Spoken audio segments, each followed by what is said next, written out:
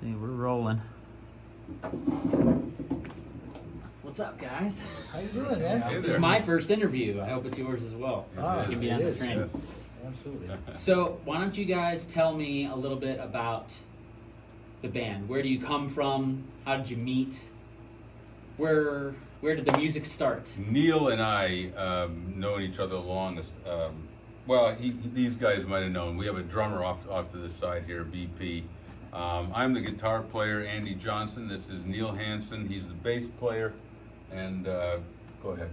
Nick Moreno. Nicholas Moreno, guitar player. There you go, Nicky.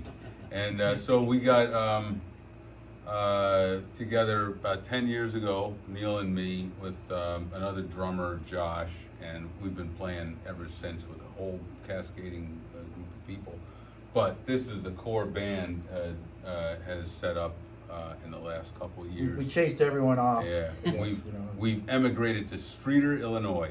That's where we make music happen. There you go. Yeah. And where did the music start for you guys? Like, did you come into this band saying what the music was going to be? Did it develop Well, naturally? I've kind of had this dream for a long time of a band that has no material. Mhm.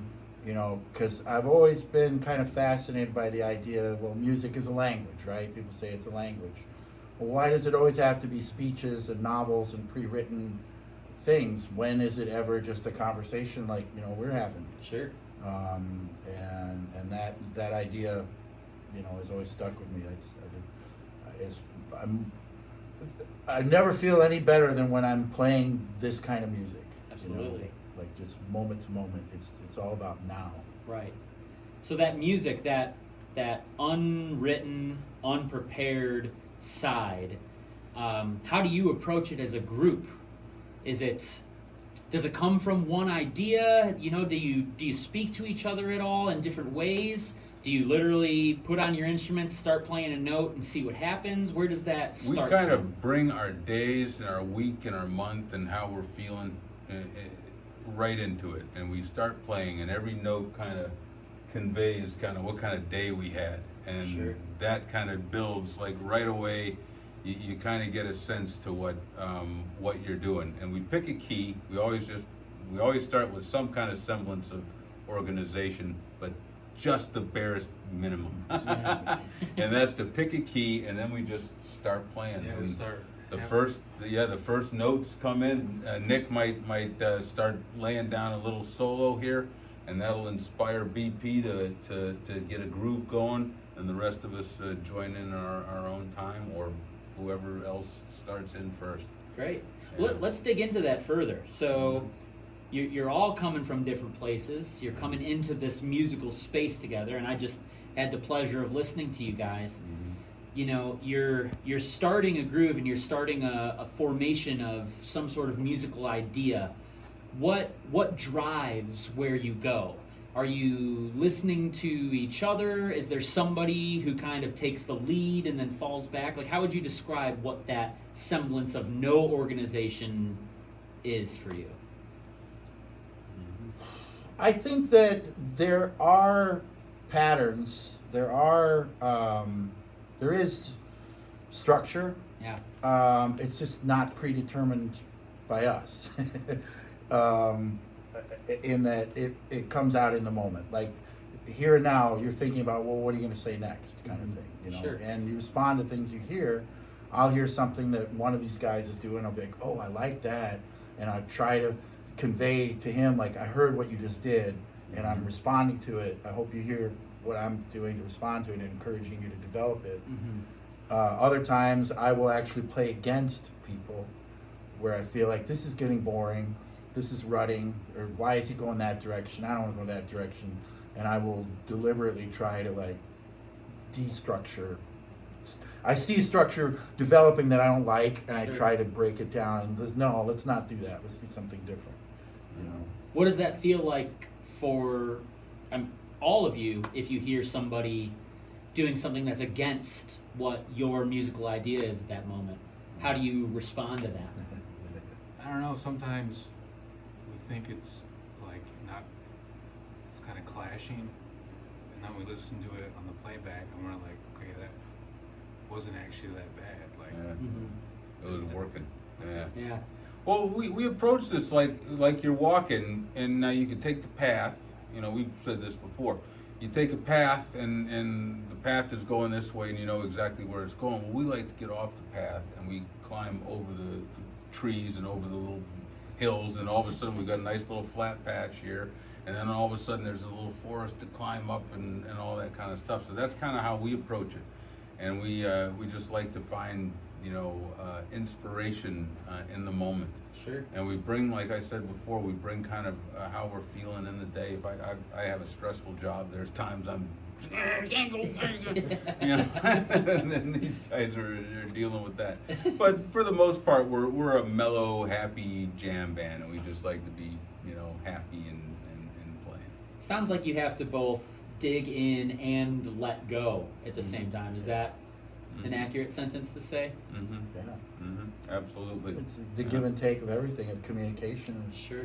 Same with having a conversation. You know, Yeah. the more people that get involved, the messier it can get, of Yeah. course.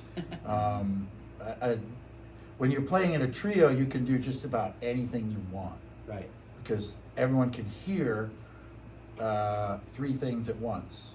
And they can think, all right, well, I'm not sure that those two guys are in the same planet with what they're doing, but I can hear it and I can contrast it, you know. Yeah. But when it gets to be 4 and 5 people, well, then definitely there has to be more of step out, you know, step in Right. Mm-hmm. kind of thing. Well, that makes me, I'm curious then. So while you're playing and you're in these spaces, you don't have a set list, you know, you don't have something to bring you in or bring you out of where you're at. I'm wondering what's going through your individual minds while you're playing. Like, let's talk to Nick. What's going through your mind when you're coming up with a creative idea without a semblance of where it's going to end? Well, one thing I don't want to definitely overplay and step on anyone's toes musically. Yeah. Kind of want to, you know, like in terms of speaking, I want to be speaking clearly so that they can hear what I'm saying and be able to, you know, develop their ideas off that. And I'm sure that they feel the same way. They want to make sure they're not doing too much, listening into each other, so that way we can kind of get an idea of which way to go. Sure. I Is think- there? Oh, sorry. I was going to say, I think Nick hit the nail on the head too. You kind of, you don't overplay. You if you kind of get lost in the weeds, you pull back. That's what I do, and I find somebody's groove, and then I pick up on something, and everybody else picks up on that, and we kind of always coalesce around some idea Yeah. that one of the 3 or 4 of us has. Sure. I've always kind of said we need to record everything we do, because if we didn't record, I wouldn't enjoy this as much, honestly, because while I'm playing, I am very critical in my mind. I don't get angry, have tantrums, or what the fuck you guys doing or whatever. But in my mind, I'm critical. I'm like, oh shit, why did I do that? What am I doing? Why am I doing this? What is he doing? Why is he doing that? Well, how do I do this to fit? What's going on there? It's work. Like my headspace is sometimes, not all the time, but a lot of times I feel like this is hard. I'm really trying to make this work, and I'm frustrated, and I don't feel it, and I'm struggling. And then that's all gone when we're done, because there's nothing you can do afterwards. Whatever you've created, you've created. And it's like Nick says, when you listen back, you're like, oh shit, that's great. Yeah. That sounds really good. Even the tension, even the stuff, the moments when you feel like I didn't like what was happening, when you listen to it, you're like, oh, I love this. Yeah. Because you're just taking it in at that point. You're not trying to create it. And, we're not curing cancer here. Yeah. Like, if you hit wrong notes or whatever, fuck, why do people get so uptight about that? Right. Like, music is just, you're doing your best, and of course, you don't want to go and listen to a band that just sucks note after note after night after night. Or whatever.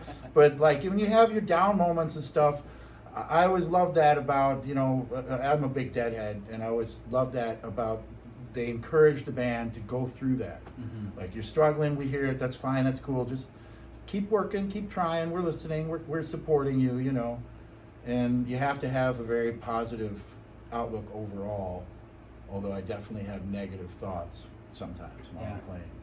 I have in- none. I'm all experimental. Yeah. Like, yay, man. It's all Oh, good. well, that didn't work. Let's try well. it. Let's do that.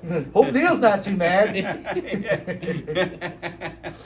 Well, in that space of recording, and just like the Dead, things change, and especially if you're coming from nothing and creating something entirely off the top of your head from the beginning to the end, no song, no lyrics to kind of bring you in or out. Having that recording is incredibly treasurable. Yeah. Yeah, because so- you'll never do it again. Yeah, yeah. Literally. And we toyed with the idea early on of having a set group of chord progressions that we could play over and jazz up a different We way. haven't ruled it out. And we haven't ruled that out. And that'd be more of a thing if we play more live, where we want to have a more of a structured thing for people to get used to hearing our songs. But instead of a song, they'll hear, oh, it's that progression or it's this progression. Sure. So we thought about doing that, but we kind of like doing this more for right now, just the purely experimental. Yeah, thing. absolutely. Yeah. On any given night, you just get started, and it's kind of hard to stop. It's- Especially when it's Saturday. That's right. Yeah. We got a couple like themes we kind of sometimes go Yeah. back to. Yeah. And a lot of stuff has organically emerged over the years. I definitely have patterns or grooves that they'll recognize or they've heard before, and vice versa. So there is structure. It just works its own way into the mix without us deciding it. Yeah. It's kind of like a Ouija board. You never Sure. did that. It's moving. It's telling us stuff. But Uh-huh. I don't know where that's coming from.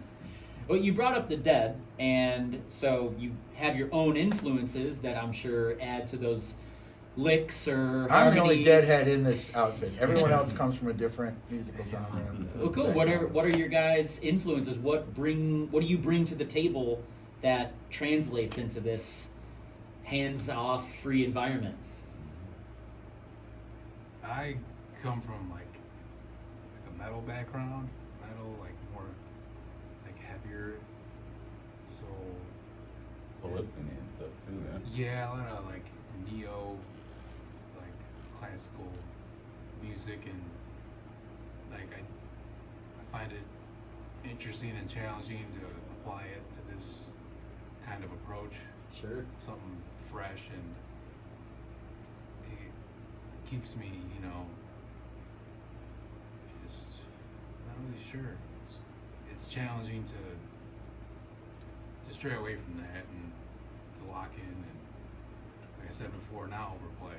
I'm used to playing Yeah. a million notes a minute. Are there any musicians or bands that you come from that world?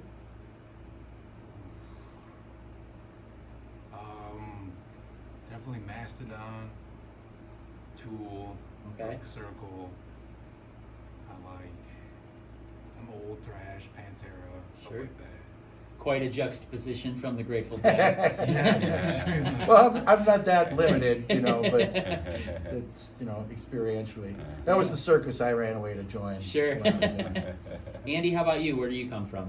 Yeah, I kind of bridge all of it, because there's not a genre of music that I really don't like. I play everything on my guitar, bluegrass on my acoustic to whatever I'm hearing. I started in music with The Wizard of Oz. That was the first thing. I heard Judy Garland when I was probably 5, and that kind of thing, that melody was more of that. And then Chitty Chitty Bang Bang, there's a couple songs in there.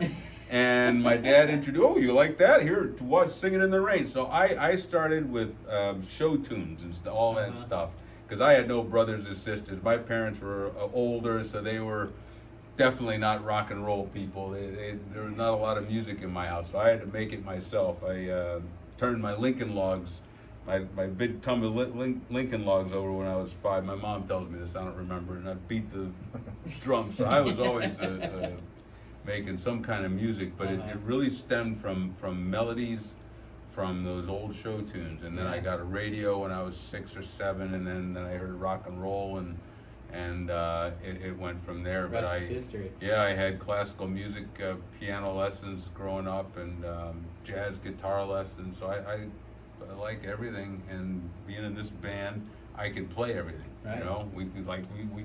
Well, you have to, right? Yeah. You've got Dead, you've got Wizard of Oz, you've got Pantera. Yeah. Somehow they. We got a lot of other things too. I've been fascinated with what they call krautrock for many years. Okay.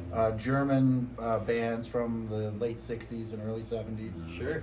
Canterbury scene was bands from England that never were commercially successful, but there was a whole scene.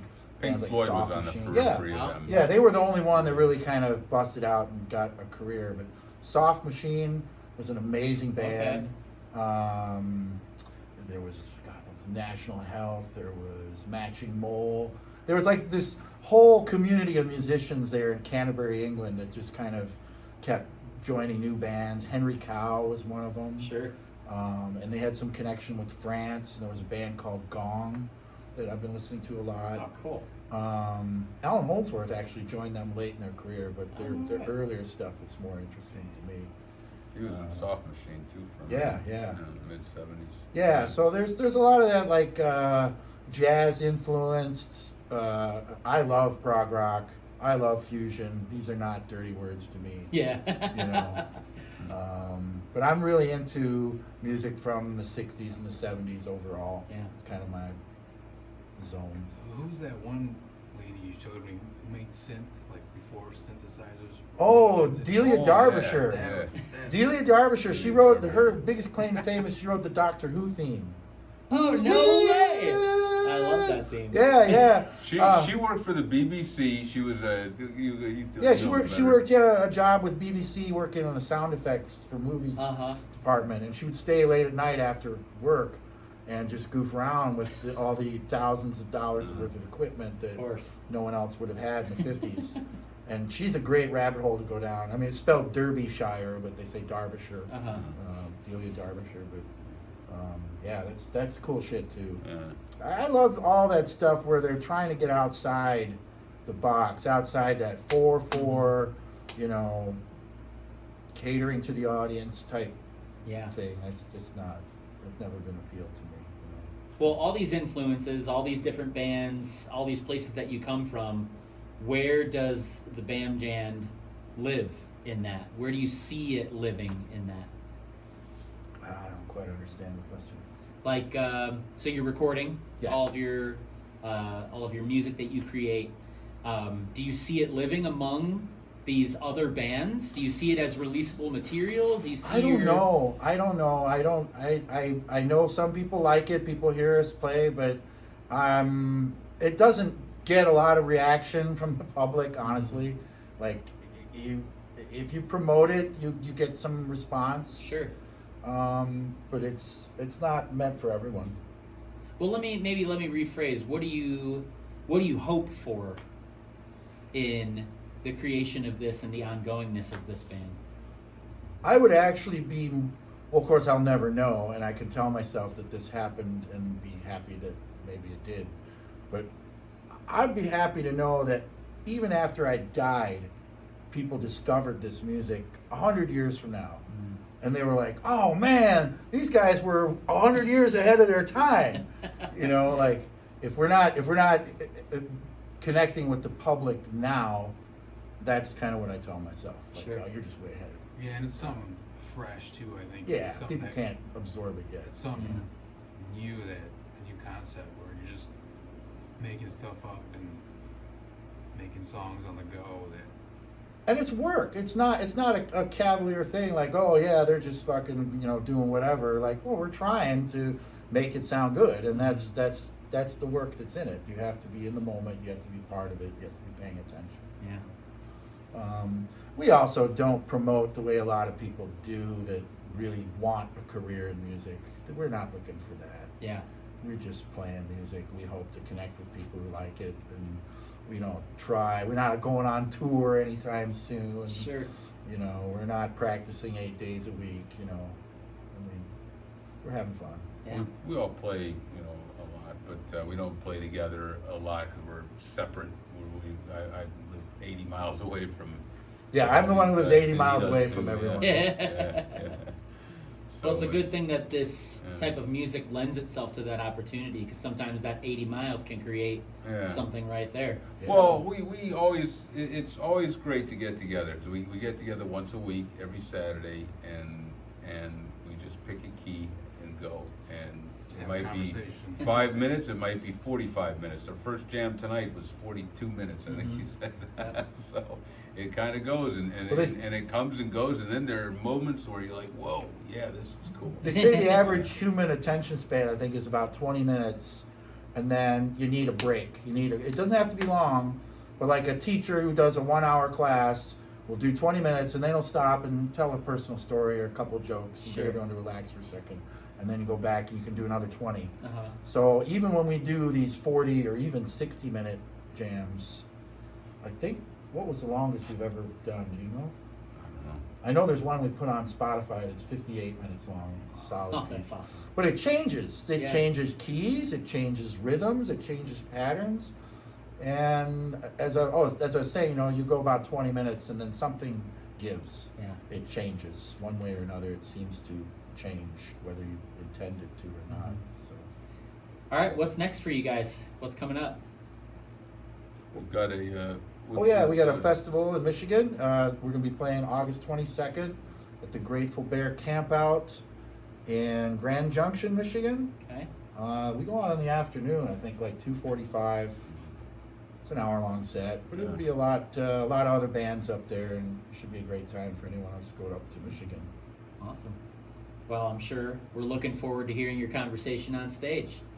Thank you. Thank you, Absolutely. and we're looking forward to hearing those recordings you made tonight. Absolutely. Thank you. Cheers. Thanks, Ryan. Thank Cool. you. Thanks, Ryan.